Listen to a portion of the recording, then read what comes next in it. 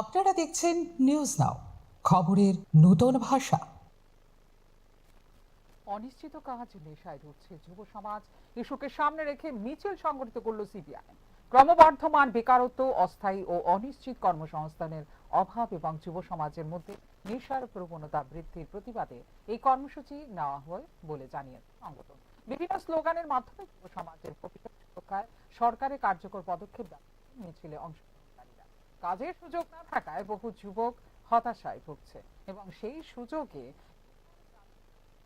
তাই দ্রুত স্থায়ী কর্মসংস্থান সৃষ্টি, নেশা বিরোধী কঠোর অভিযান এবং সচেতনতা বাড়ানোর ওপর জোর দেওয়া হয় মিছিল থেকে। শহরের বিভিন্ন সড়ক পরিক্রমা করে এই মিছিল এবং শেষে এক সংক্ষিপ্ত সমাবেশের মাধ্যমে সমাপ্ত হয় এই কর্মসূচি।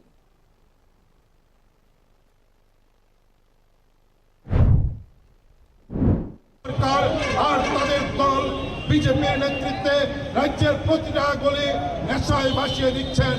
এক অন্ধকার ভবিষ্যৎ গোটা নতুন প্রজন্মের সামনে দাঁড় করিয়ে দিচ্ছেন।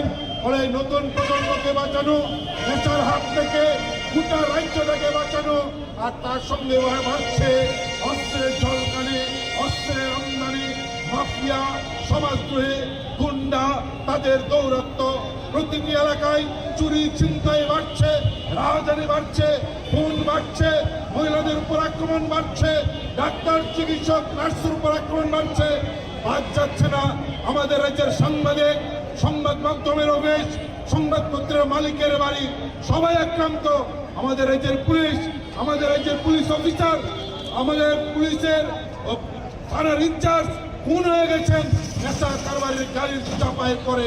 আমাদের রাজ্যের কত পুলিশ অফিসার বিজেপির গুন্ডাদের হাতে আক্রান্ত হয়েছেন। আগরতলায় পুলিশ অফিসারকে বিজেপির নেতারা অপহরণ করে নিয়ে যাওয়ার কথা বলেন।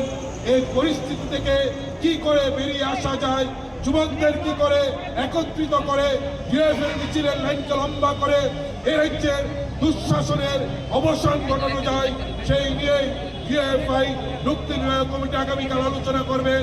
আর সেই বার্তা নিয়ে আজকের এই মিছিলে যারা হেঁটেছেন তাদের অভিনন্দন জানিয়ে, যারা এই মিছিলে নানা দিক থেকে সহযোগিতা করেছেন তাদের ধন্যবাদ জানিয়ে আমার কথা বলা শেষ করছে। ইনকলাব জিন্দাবাদ।